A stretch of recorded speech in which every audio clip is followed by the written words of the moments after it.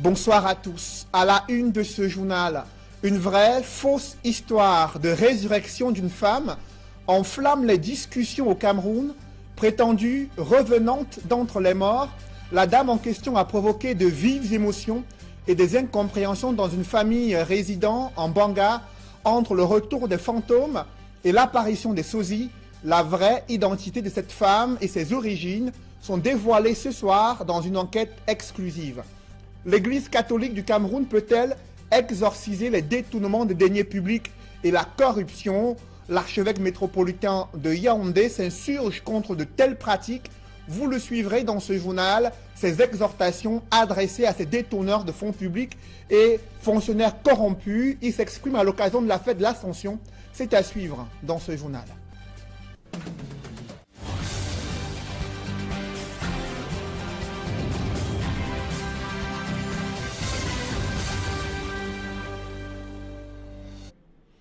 Merci de suivre cette édition complète de l'information sur Equinox Télévision. Croyez-vous aux histoires de fantômes?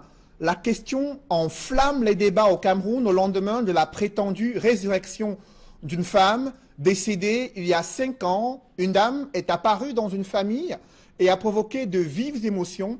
La nouvelle s'est répandue comme une traînée de poudre et nos reporters Jacquino Molan, Carlos Minoé et bien sûr Auréole Toumi ont mené l'enquête pour en savoir davantage sur cette affaire. Il s'avère que c'est une vraie fausse histoire de résurrection d'une femme. Sa vraie identité, ses origines et ses liens avec cette famille sont dévoilés dans cette enquête exclusive. C'est parti, telle une traînée de poudre. Une femme morte est revenue à la vie en Banga. L'information relayée dans l'opinion publique a fait courir du beau monde dans la ville de Banga.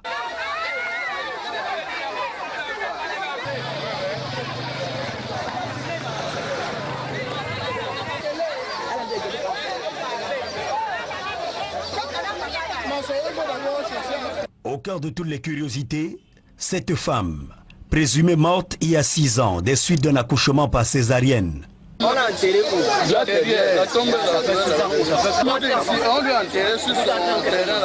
voici la tombe à laquelle il fait allusion. Elle est en réalité celle de Marie-Noël Ndogmo. C'était une ressemblance. C'était une ressemblance. Mais tout simplement, même sur la carte d'identité, quand tu regardes, on se ressemble très très bien. Les membres de la famille de la défunte Marie-Noël Ndogmo ont aussi aidé à attiser cette folle rumeur. Pour eux, il n'y a aucun doute, c'est bien leur défunte sœur qui est revenue à la vie. Je me rendais au champ. N'as-tu pas appris ta sœur est revenue? J'ai descendu la montagne, je dis, voilà son grand frère, voilà son grand frère, voilà son grand frère qui arrive. Regardez, voilà la photo, là, j'ai remarqué. Ce qui concerne les images, la concordance, les noms familiaux, tout. Regardez cette photo, regardez ces images, ces faces, regardez-la. Elle est ma soeur, je ne pourrais pas douter. Nous décidons d'en savoir plus. Avec le commandant de la compagnie de gendarmerie de Mbanga, nous faisons une descente sur le tombeau de la défunte pour voir s'il existe quelques irrégularités. Rien d'anormal. Au poste de gendarmerie, il ressort que celle qu'on prend pour la défunte n'est qu'une copie conforme, un sosie. Elle se nomme Niadia Corinne et est originaire du département d'Undé et non de la Ménois, telle que l'atteste sa carte nationale d'identité. C'est une confusion. Ma petite sœur n'est pas morte.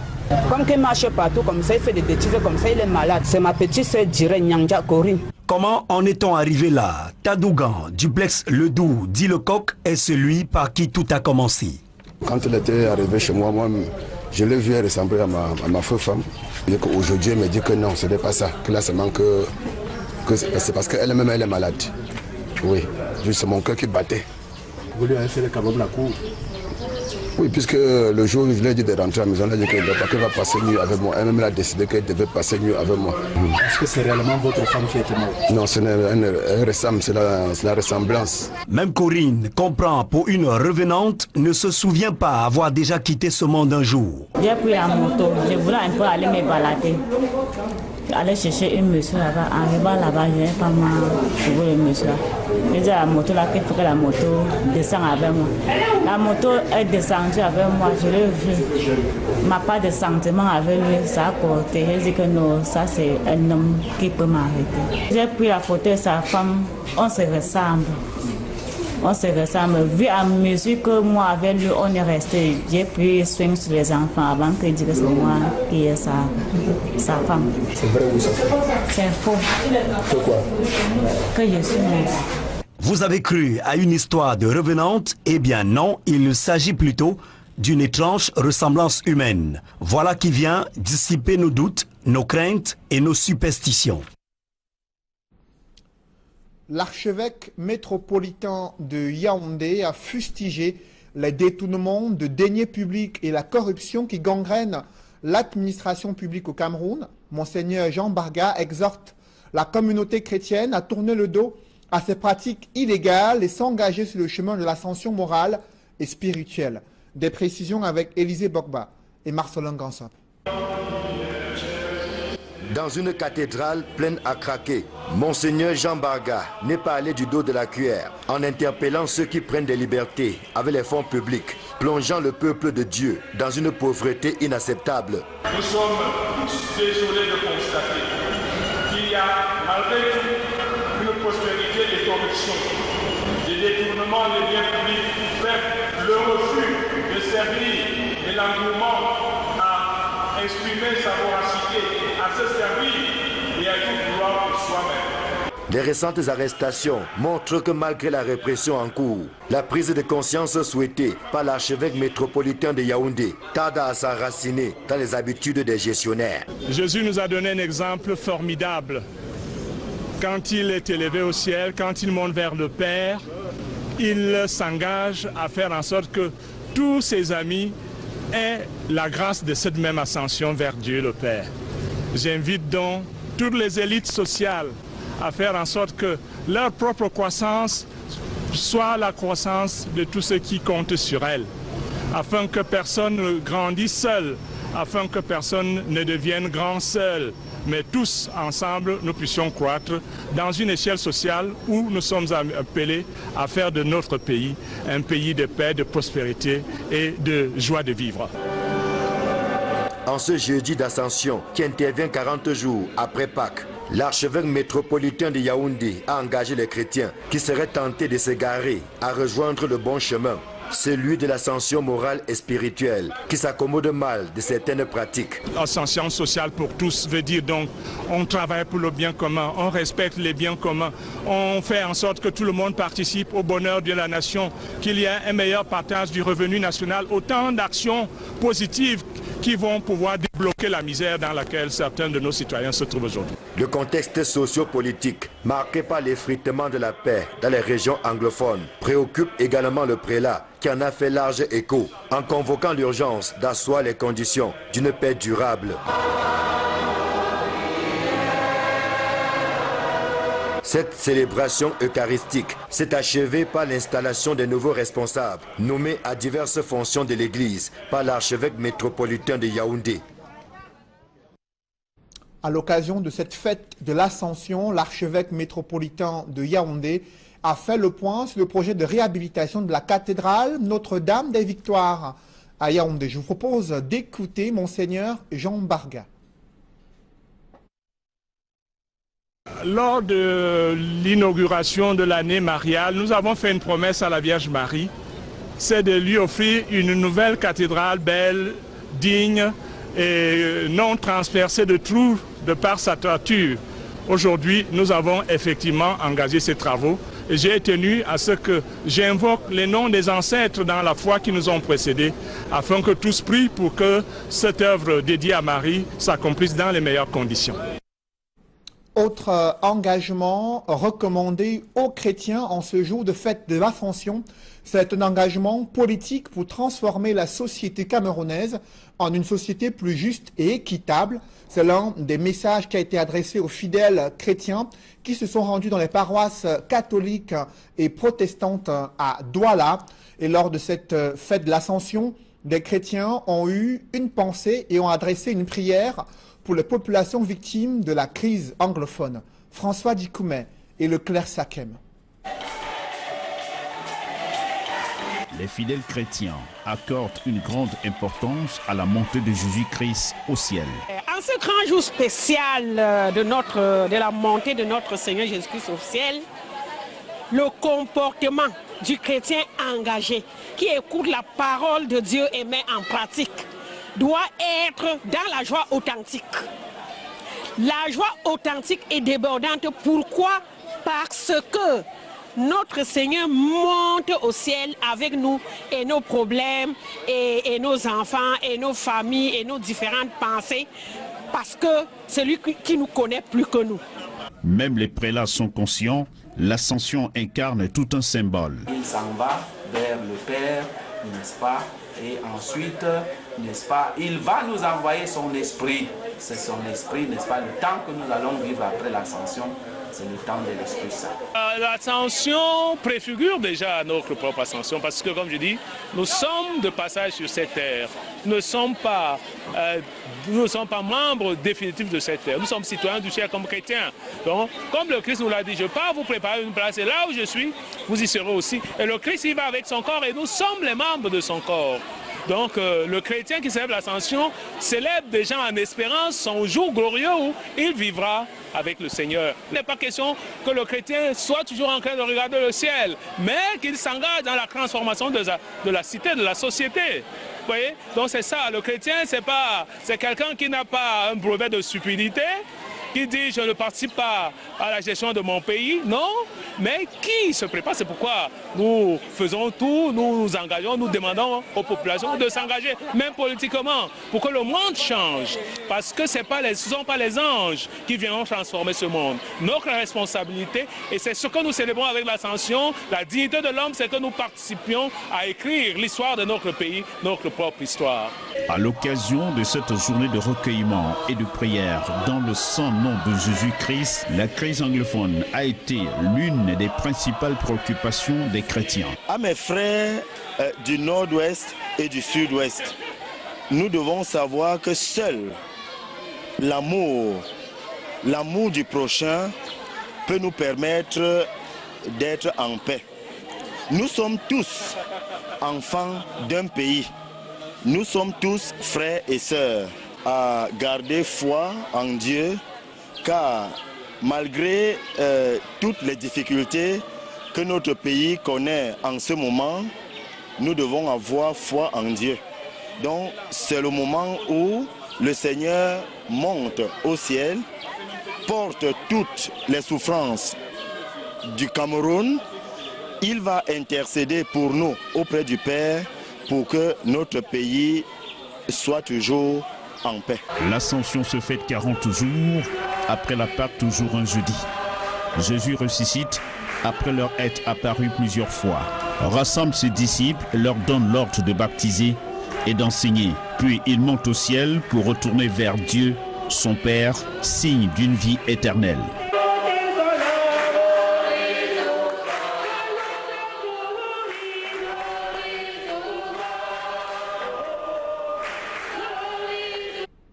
Dans le reste de l'actualité, cette escalade des tensions décriées dans les régions anglophones et la crise humanitaire vécue dans plusieurs zones de conflit ont poussé la femme politique Edith Kawala à se désengager de la course à la présidentielle. Elle déplore l'indifférence de la classe politique et des dirigeants sur le désastre économique et social vécu dans les régions anglophones. Des précisions avec Stella Mbou, Emos Fwanga et Julienne Berthe-Bissaye. Le Cameroun People's Party ne sera pas représenté à l'élection présidentielle 2018. La décision fait suite aux multiples irrégularités observées pendant l'échéance électorale. Le parti, dirigé par Edith Kawala, énumère quelques éléments majeurs, conditions sine qua non à sa participation. We are not going for elections where it is a setup. Nous n'allons pas prendre part aux élections où la victoire est déjà acquise par un candidat. Nous l'avons fait pendant 30 ans et rien n'a changé. Nous voulons qu'une commission électorale indépendante soit mise sur pied. Nous voulons un système biométrique fiable pour enregistrer les électeurs. Nous voulons enfin des élections à 2 tours. Si tous ces éléments mentionnés qui garantissent une élection transparente ne sont pas pris en considération, alors nous ne participerons pas aux élections. Le CPP va plus loin en remettant en question la structure de l'État. Nous ne pouvons pas évoluer avec la constitution camerounaise que nous avons. Nous ne pouvons non plus évoluer avec l'Assemblée nationale et la Cour suprême, espérant qu'elles résolvent les problèmes dont on fait face. Nous devons réformer toutes ces institutions, après quoi nous pourrons parler d'élections.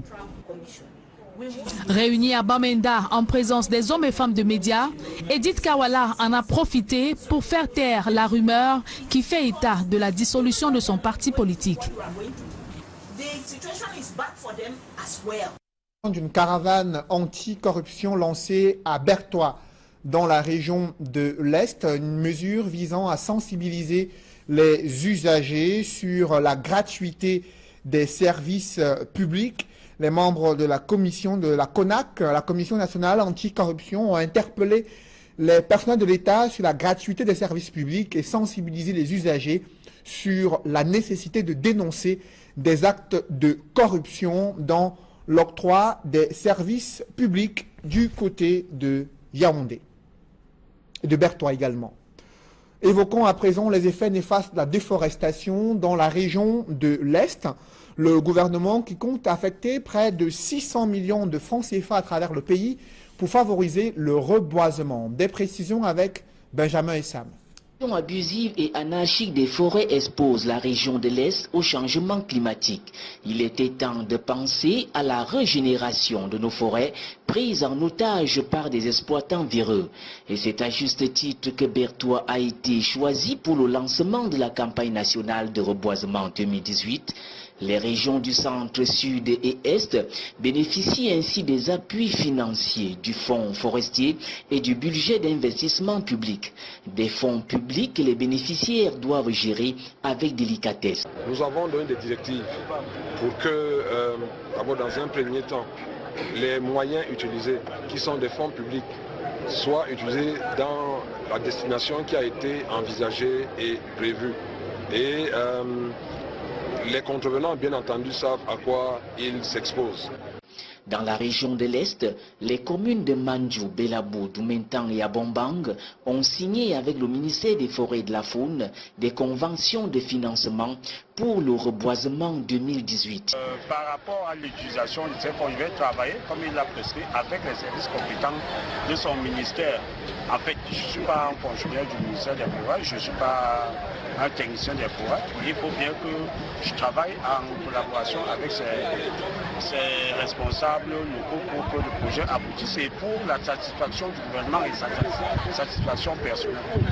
Je suis un maire qui est habité par des sentiments de satisfaction au regard, n'est-ce pas, de ce que nous avons été distingués aujourd'hui. Et ceci, à mon sens, c'est pour nous encourager à aller de l'avant, n'est-ce pas, dans notre engagement à régénérer notre massif forestier. Satisfaction tout aussi partagée pour les régions du centre et du sud. Dans la région du centre, c'est que nous avons bénéficié de 30 millions d'habitants. 30 millions qui vont à ces bénéficiaires.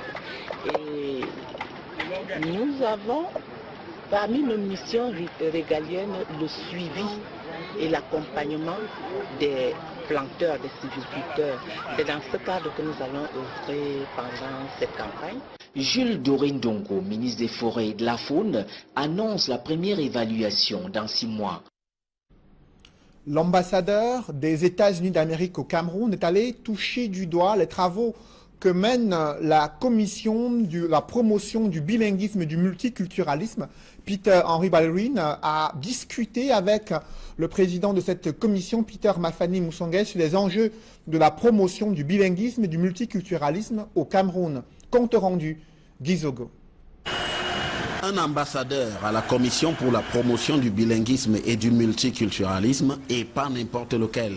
Peter Henry Barlerin, le représentant de Washington à Yaoundé, vient de rendre visite à l'institution dirigée par Peter Mafani Moussongue. Je suis venu pour encourager le travail de la Commission parce que nous pensons que c'est une bonne initiative et j'ai offert, si possible, de faire venir des experts des États-Unis pour aider à promouvoir le travail de la Commission. Au cours de cette rencontre, une séance de travail de près d'1 heure a réuni l'ambassadeur et sa suite, ainsi que les membres de la Commission pour la promotion du bilinguisme. Il y a été question pour la partie américaine de s'imprégner des missions de la Commission, de l'évaluation des sources de conflits au Cameroun, du rôle de la Commission relativement à la médiation et des échanges sur les possibilités de coopération. Quant à la Commission pour la promotion du bilinguisme, elle a présenté les actions qu'elle a déjà menées sur le terrain.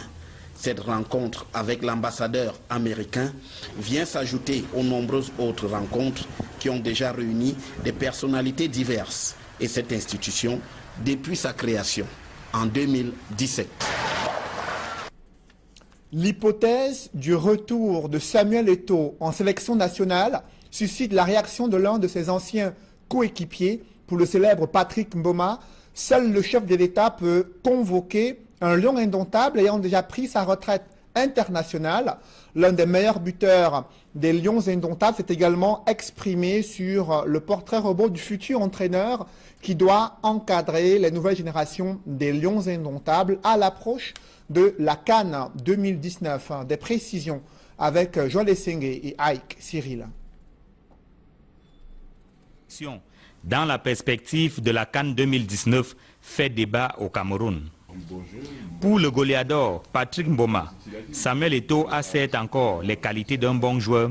Il faut aussi respecter la volonté de l'ex-capitaine qui a réitéré qu'il ne souhaitait plus revenir en sélection. Je pense que sportivement, il a encore les qualités pour défendre les couleurs du Cameroun. Mais je pense aussi qu'il faut respecter son choix que d'avoir voulu se retirer et je ne vois pas pourquoi cette question revient. Si Samuel Eto'o refuse la sélection, les regards seront tournés vers Paul Biya qui en son temps avait convoqué Roger Mila et même Patrick Mboma. Je ne peux pas dire que le chef de l'État ne peut pas le faire. Oui, il peut le faire. Ouais. Sur le profil du futur sélectionneur des Lions indomptables, Patrick Mboma pense que l'intéressé, camerounais ou étranger, devra maîtriser les spécificités sportives et surtout extra-sportives du Cameroun. De bien comprendre, s'ils étaient étrangers, la spécificité du football au Cameroun, de l'environnement qui est particulier pour un Camerounais aussi. Il va falloir penser à être conquérant et bien entendu de construire un avenir qui malheureusement au Cameroun doit toujours être proche. On ne laisse pas assez le temps de travailler sur le long terme, quelqu'un qui soit à même de bien appréhender toutes ces réalités sportives et extrasportives. Les Lions indomptables sont toujours sans entraîneur alors que la CAN 2019 approche. Du coup, c'est le clair-obscur en ce qui concerne les joueurs à convoquer pour cette compétition. Précisons que le goléador camerounais Samuel Eto'o s'est exprimé sur ses possibilités de revenir en sélection nationale dans une interview accordée à un magazine de sport. Il a précisé qu'il ne souhaite pas pouvoir revenir dans la tanière des Lions indomptables. Il souhaite laisser la nouvelle génération défendre les couleurs nationales. Samuel Eto'o qui lui aussi rêve de devenir entraîneur à la fin de sa carrière de footballeur. Et bien sûr la gestion de la carrière de footballeur après les gradins se pose avec acuité. La question est au centre d'un symposium organisé par l'ANAFOOT du côté de Yaoundé. Des détails avec Guy Zogo. Après le football, il y a une vie.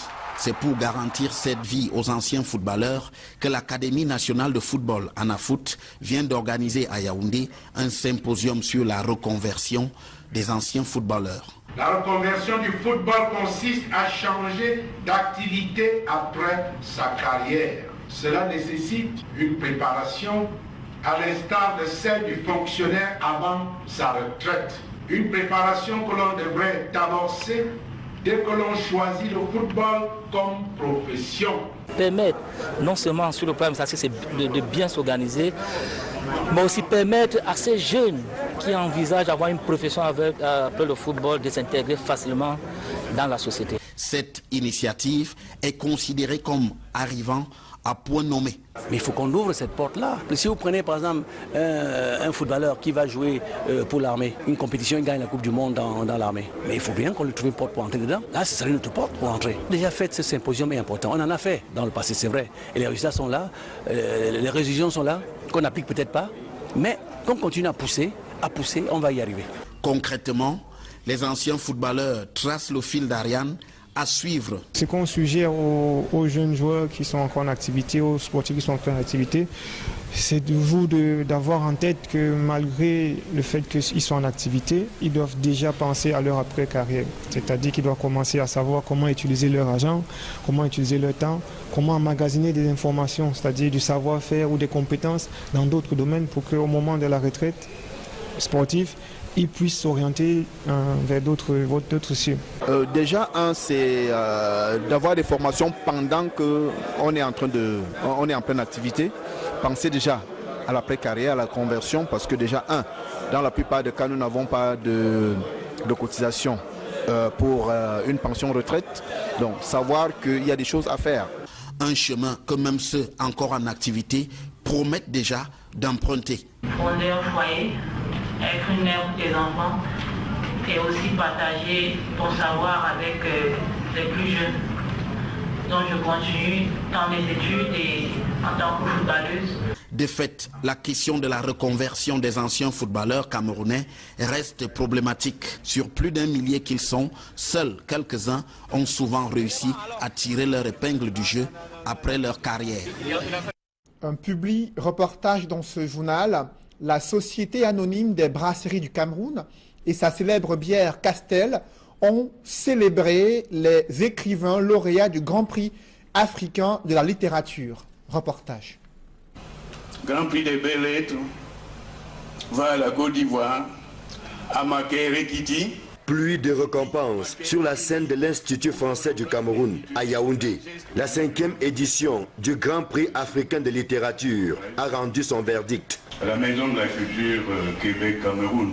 Aux côtés des acteurs de l'art littéraire et autres férus de l'écriture, la Société anonyme des brasseries du Cameroun, via la Castel Bee, la marque qui balise les chemins de la réussite et de l'excellence. Il faut simplement dire que le groupe SABC, au travers de la marque Castel, célèbre la réussite.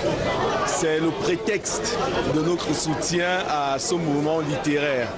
Donc nous sommes là une fois de plus pour dire qu'avec la marque Castel Bee, nous encourageons des initiatives qui permettent aux jeunes Camerounais de pouvoir éclore.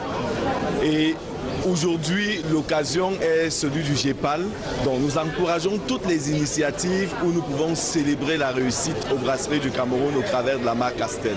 Entre autres distinctions, le Grand Prix de la recherche, remporté par le duo d'auteurs camerounais, Ebenezer Bilé et Georges Moukouti. On ovationne encore une fois pour ces deux auteurs, on micro est plus fort. Mais aussi le prix des belles lettres attribué à l'auteur ivoirien Maker Eti, ou encore le Grand Prix des mécènes, dont le lauréat est le Malien Sédou Badian Kouyaté, qui a dépêché son fils dans la capitale camerounaise pour recevoir sa distinction. Au-delà de la reconnaissance pour l'œuvre accomplie par la dizaine de lauréats, chacun a reçu divers lots, dont un diplôme et une motivation financière, grâce au précieux appui de la Société anonyme des brasseries du Cameroun et sa marque de prestige, Castelbi. Nous appuyons le GEPAL dans la communication pour que cet événement soit davantage connu du grand public. Nous appuyons également le GEPAL dans les primes. Nous permettons aux lauréats de cette édition de repartir avec un appui financier. Et puis, comme c'est la Castel qui est autour de l'événement, nous donnons également un ensemble de produits pour qu'on puisse célébrer, comme vous voyez autour de vous ce soir, pour qu'on puisse célébrer ce partenariat, pour que les personnes qui viennent au GEPAL puissent quand même vivre l'expérience de la marque en dégustant ce produit de qualité, la Castelbi.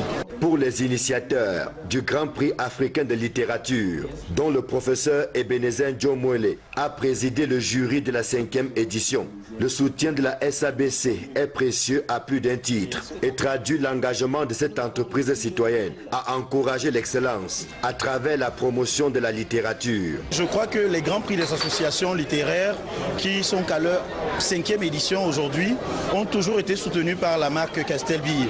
Je crois simplement que depuis le début de cette aventure, Castel a été d'un appui formidable à nos côtés. C'est vrai, c'est un événement littéraire, vous me direz, mais ce prix littéraire a connu tout son succès évidemment à travers cette marque-là. Nous avons tout à gagner à ce que Castel soit aux côtés des GEPAL. C'est un appui très fort pour lequel il est pour nous et donc nous méritons simplement de travailler ensemble pour que la littérature continue d'exister dans le monde parce que les GEPAL aujourd'hui sont internationalement représentés par des ouvrages qui nous sont parvenus de tout le monde entier. C'est dans une ambiance conviviale que les rideaux se sont refermés sur cette 5e édition du GEPAL. Rendez-vous est pris pour la 6e édition, toujours avec le partenaire de poids et de choix, la Société anonyme des brasseries du Cameroun et sa marque de prestige et de réussite, Castelbi. Mesdames, Messieurs, c'est la fin de ce journal. Merci de l'avoir suivi. Juste après cette édition du 20h, l'émission Regard Social, présentée par Eric Fernand Kwamo. Bonne soirée sur cette même antenne.